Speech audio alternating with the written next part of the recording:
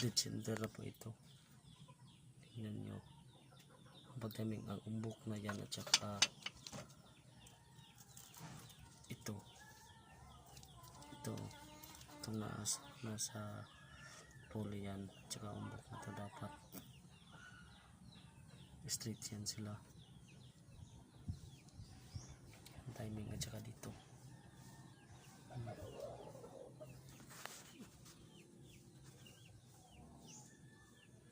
ganyan po ang pag-timing ng ating multicab.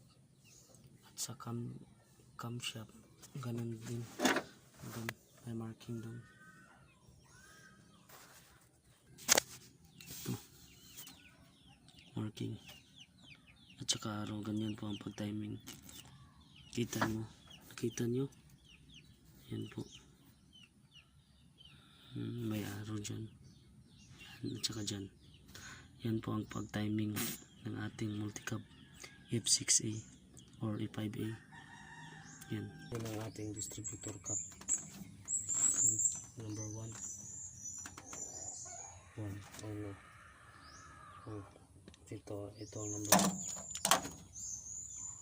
Ito ang number 1. Ganyan po ang pag-timing ng ating F6A multicab.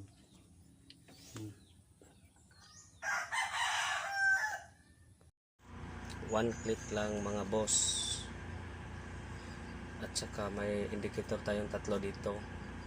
Ito sa handbrake, ito sa battery, at saka ito sa oil. Dapat pag start ng makina nyo, dapat itong dalawa mawawala, kasi ito importante ito sa oil to, kung nagpapump bang oil nyo. At saka ito sa battery, kung ang battery nyo ba ay, kung ang alternator nyo ba ay nagcha-charge.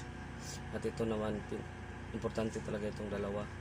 At meron naman tayong na-install na temperature gauge at saka voltmeter gauge. Ito po ay isa pong importante din ito.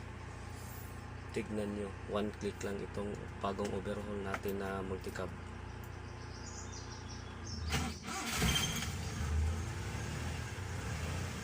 Kita nyo mga boss, one click lang, nawawala siya.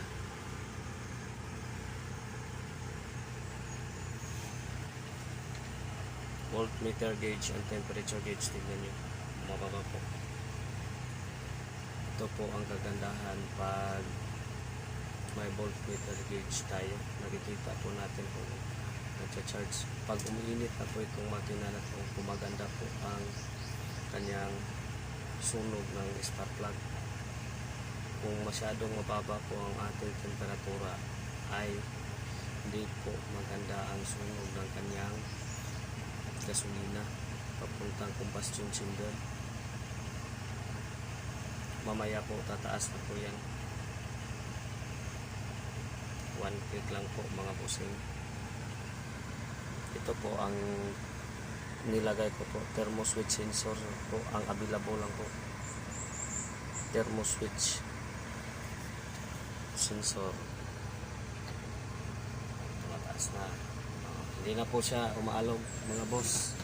Hindi po gaya ng dati, bagong overhaul. One click. I-off na naman natin. Tingnan natin kung one click ba.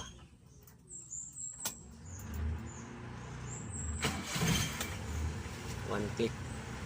Yan ay napakan. Ako nakaapa. Pero one click.